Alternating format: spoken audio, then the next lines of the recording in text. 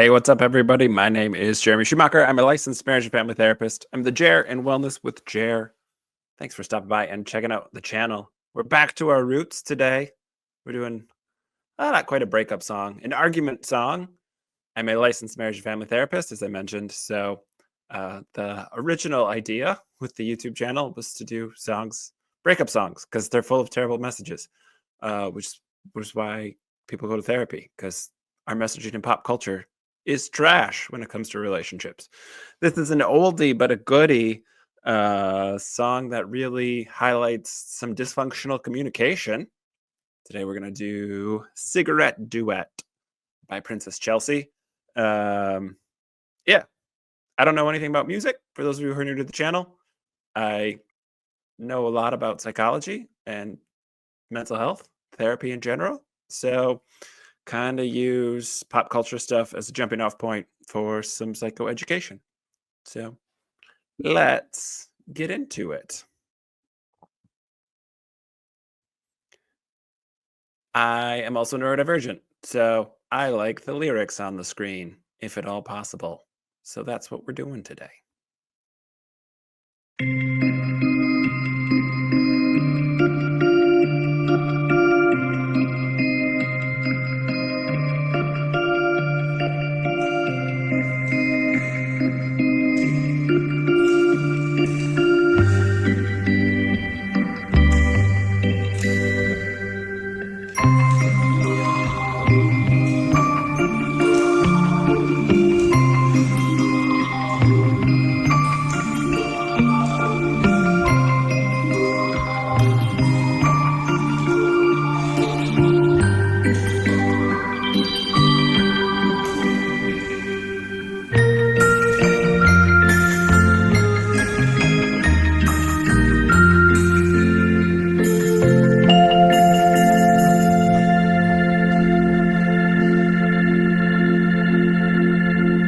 It's just a cigarette and it cannot be that bad. Honey, don't you love me and you know it makes me sad. It's just a cigarette like you always used to do.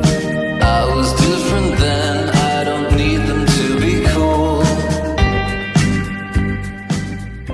I mean, let's just get into it here. Already trash communication. So yeah, I mean, we could talk about substance use. Smoking's bad for you, right? Like, so we're sort of loosely talking about addiction, but we're going to talk about the communication. They're already just talking past each other, so we're joined in the middle of a argument. It's just a cigarette, can't be that bad. Honey, don't you love me? Like, Jesus Christ, we're just coming on off the top rope on, like, if you loved me, you would do this for me, which is terrible communication, because A, that's not how love works, and B, we don't want it to be an ultimatum, like, you have to do this or else it means you don't love me. Like, those things are not correlated, and whatever correlation might be there, it's not a causal relationship. Everyone who doesn't smoke doesn't love you. Therefore, the opposite can't be true. So it's just a preposterous thing. We're already using some emotional, like guilt, to try and get the person to change for us, which is not what we want in a relationship, right? That's not the sign of a healthy relationship. Then she's going to bring up the past, which is not a good communication technique either. So you used to do this. And his response, instead of staying on topic and onto the current conversation, is to respond to that. So now we have like these diverging threads in the conversation, which is really unhelpful, even though it happens all the time. People lose sort of track. Bringing up the past is a bad thing. It's like bringing up your mother or your best friend said X, Y, or Z. Bringing other people into the conversation who aren't involved is not helpful. Bringing up old shit isn't helpful. So we're just off to the races with some terrible communication here. And he's justifying, I used to do this to be cool, but I don't need that anymore. Therefore, is the implied sentence, you don't need it either. Which again, like, not directly correlated, perhaps, perhaps there's an argument. We happen to know that like her argument is for using cigarettes. So like, eh, uh, occasionally, recreationally, could you use something like that? Sure. Cigarettes very specifically are highly addictive. So like, I don't know. It's different than like having the occasional, smoke sesh. Then it's not recreational use. Cigarette smoke doesn't imply recreational use, which we'll get into. Sorry if you hear random chomping sounds. My dog found a new bone to chew on. She's an old lady. She gets to.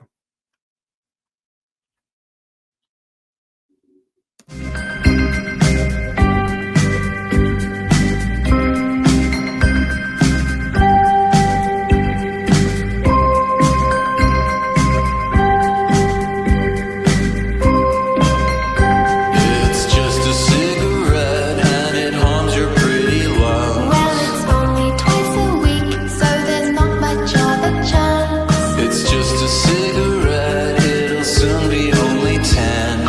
Honey, can you trust me when I want to stop? I can.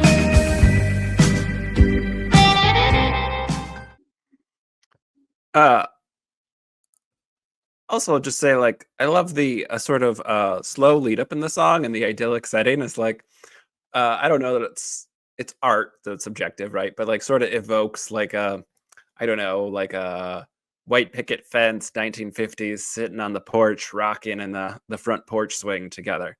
Princess Chelsea is from New Zealand, so is the dude who's doing the duet in this song. So I don't know if that's like a cultural thing that's relevant to New Zealand. But yeah, it's sort of like this nice, gentle intro, and then they're just gonna fight, and it sounds kind of pleasant, but like it's not. So she's saying, "I'm not smoking a lot. How bad can it be?" Said every fucking teenager ever who starts using substances. And his point is like, it's highly addictive. It won't stay that way.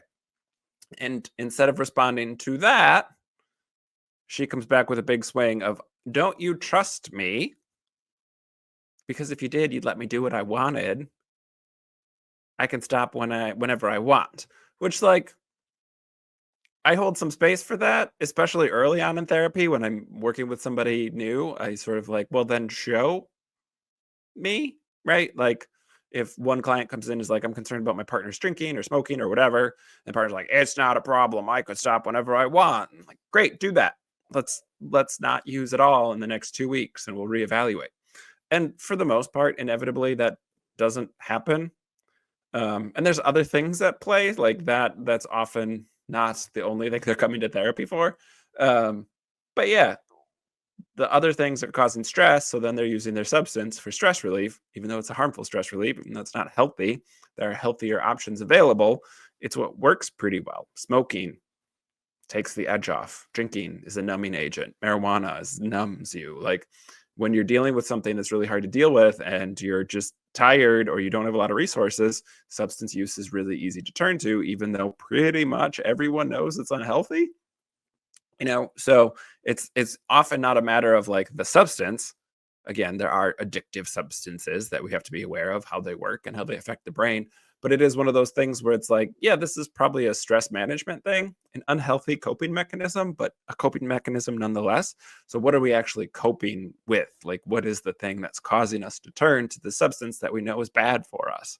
Because that's not a thing that somebody who is well resourced with all their resources available to them in a full rational time frame is going to choose, right? Recreational use can be something that we're saying, hey, this isn't great for us, but minimal use isn't too bad, and the enjoyment is worth whatever minimal risk we're carrying with us. Like having a cigar at a wedding is the example I use. Or like, I'm from Wisconsin, so lots of functional alcoholics around here. Like having a beer at a sporting event, like, alcohol is toxic for us. It's not a good substance to ingest. Our body doesn't like it.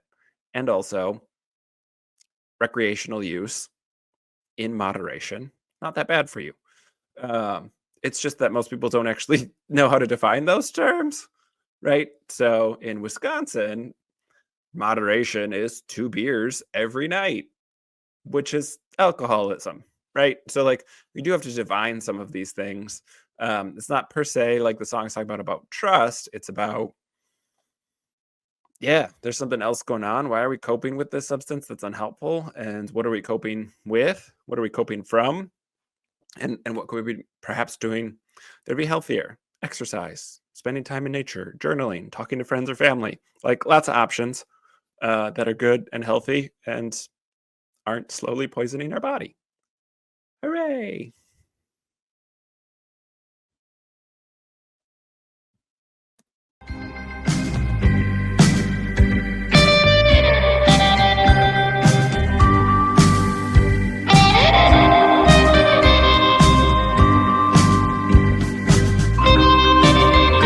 It's just a cigarette and it's just a memory light. Maybe, but is it worth it if we fight? It's just a cigarette that I got from Jamie Lee. Oh, she's gonna get a smack, and I'm gonna give you three. It's just a cigarette, it will soon be only 10. It'll make you sick, girl, there's not much of a chance. It's just a cigarette, you'll be sorry that I did it. Honey, can you trust me when I want to stop? I can.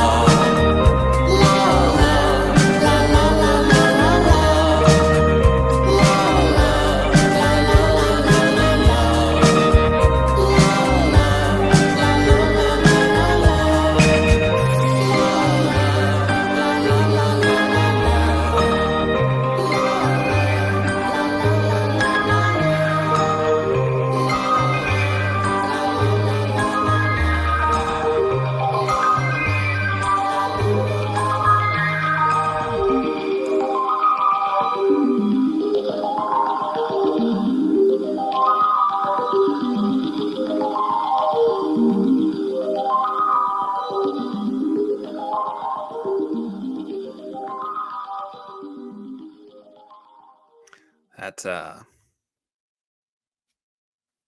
that's not great, right? We really escalated there. Hey, don't do this thing that's harmful for you because, it's bad for your lungs. Babe, it's fine. It's totally under control. It's only a Marlboro Light. I don't smoke. I don't know enough about cigarettes to know why that's relevant. Uh and then, physical violence comes into it. It's not great. Even as a threat, that's not great.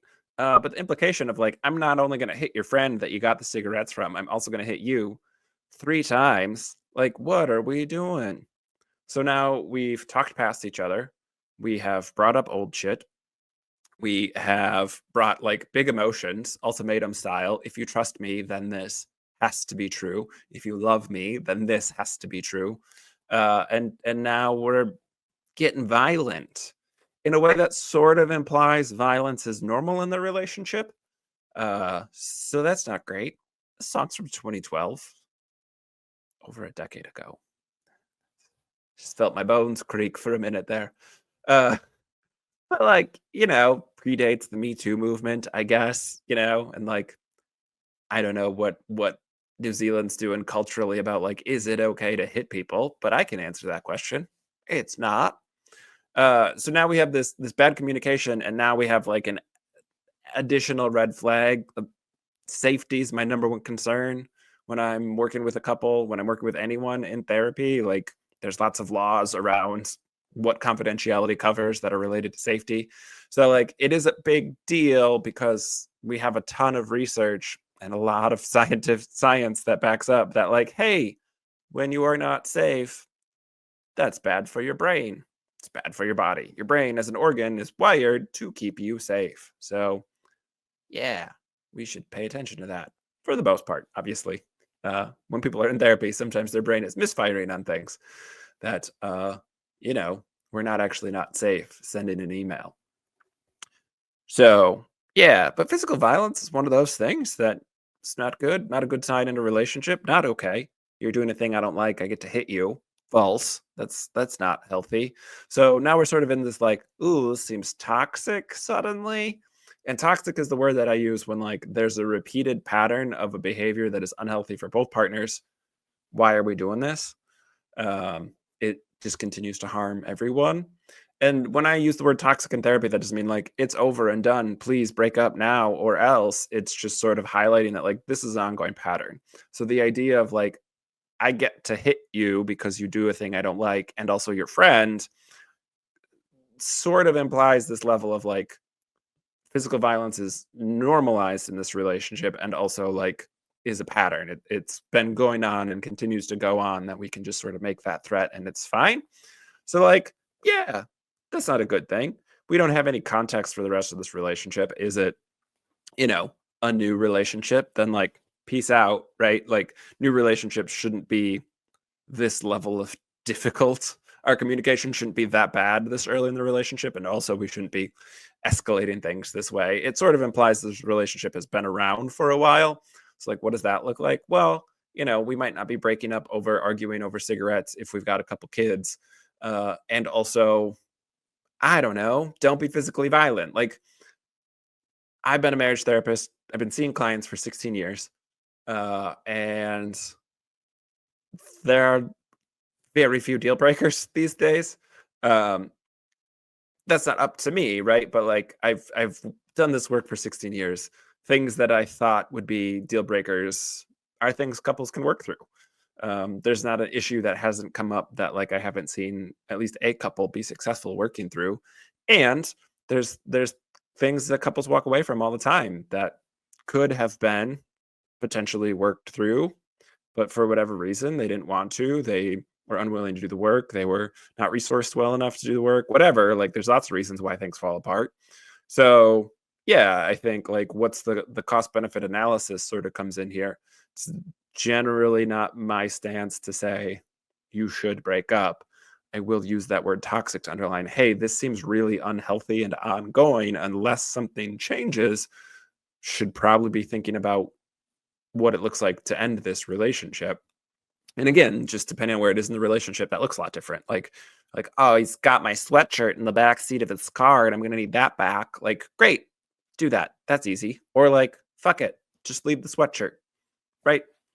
Ex-girlfriend of mine has at least one sweatshirt of mine and has my novel copy of The Godfather.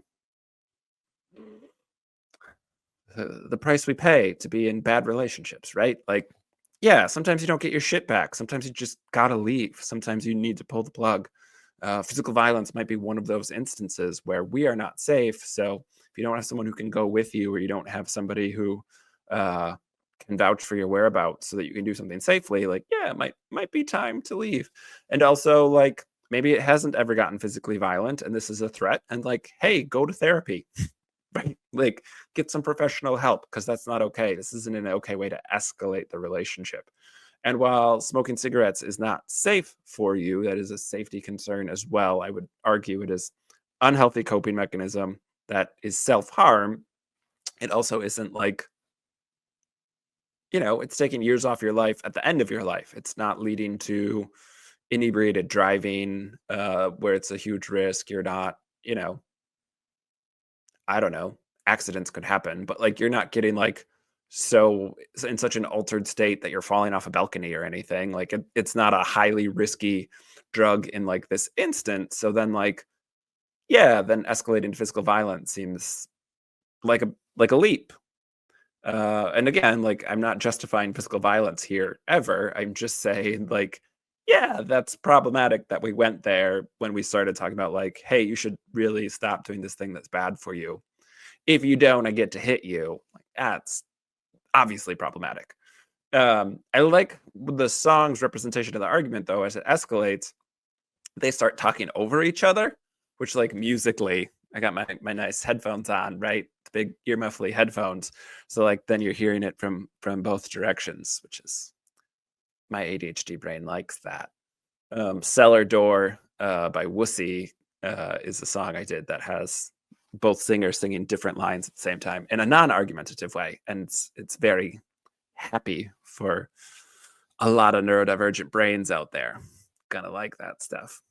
Um, so I like like as we start arguing, we become worse communicators, and then at some point we stop listening to the other person because we're just so hell-bent on saying our own piece where we end up talking over each other.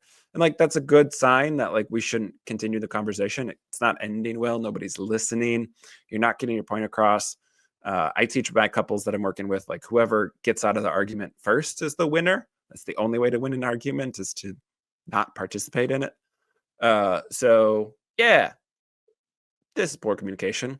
And then like the la la's at the end sort of implies like we've had this argument before, we're not resolving it, and we're just sort of like going on with our lives. Like whatever vision of idyllic white picket fence I had before is sort of like we had this argument and now we like got to go somewhere. So we're in the car, just sort of like ignoring each other, but like we're still together. And I think that's what happens a lot. Research suggests that most relationships have anywhere between 3 and 5 unresolved issues at any given time in their relationship. So it's not unusual to have unresolved issues. Obviously, you know, when something's like a safety threat, that seems like a thing we should probably resolve. But yeah, you know, I can disagree with like all of the takeaways from this song and also say like, yeah, it's a pretty accurate representation of how couples communicate with each other. That like, this is why I have job security, you know, like go to therapy. If this is your communication, go to therapy or break up. But like, even to learn like what are the takeaways from this relationship? How can I be a better partner? How can I find better partners, pick better partners, be in a healthier relationship? Like therapy is helpful for that too. It's like I feel like a corporate chill here for therapy, but like literally I'm a therapist. I think it's good to go to therapy. Um, yeah. If you're communicating like this with your partner, go to therapy. Yeah, that's what I got from this song. Um, the music video is Princess Chelsea has a bit of a was a bit of an online phenomenon back in the 2010s for the lo-fi. I don't know if it's lo-fi, just like the seeming stylistic choice of like homemade videos for the music videos. So the music videos are worth checking out. I didn't do like my background on Princess Chelsea here. This is just what I know off the top of my head. This is a song that uh it's just on like a bunch of playlists. Not like all of them, not regular play, but as a therapist who plays music during session, like I have a lot of playlists that are like easy listening background noise that aren't going to interrupt a session. So it's on a lot of like my therapy playlists. So yeah, Princess Chelsea, cigarette duet. Good song with poor messaging. Go to therapy if this is your conversation with your partner. And everyone can benefit from therapy, a thing that I put into practice by going to therapy myself. But also, look at this plug at the end of a YouTube video. My podcast is Your Therapist Needs Therapy. You can check that out, where I talk to other mental health professionals about how they navigate their mental health. You can check out the rest of the videos on my YouTube channel. I have an eclectic taste in music and pop culture, so they're a little all over the place. If you'd like to hear me talk about a certain song or a show, the song that I've had on repeat lately is just the White Lotus theme, so probably do a White Lotus video soon. And yeah, drop down in the comments and let me know what you want to hear me talk about, and I'll probably get to it. It's not a huge YouTube channel, and content creation is sometimes exhausting just in like thinking of a thing to do. So drop down in the comments, like, subscribe, do those YouTubey things. It helps people find me. It is worthwhile to do those things so people can find me. I'm not like a corporate shill, not selling out, but yeah, you know, we get the subscriber number up, then I can get ad money from YouTube. Not trying to get internet famous. I think the culture of making money off of other artists' art is kind of shitty. but that subscriber count gets me that sweet, sweet YouTube ad money. So like and subscribe. I appreciate it. Thanks for stopping by, checking out the channel. Let me know if you want to hear anything down in the comments below. Otherwise, take care of yourself. Take care of somebody else. Peace.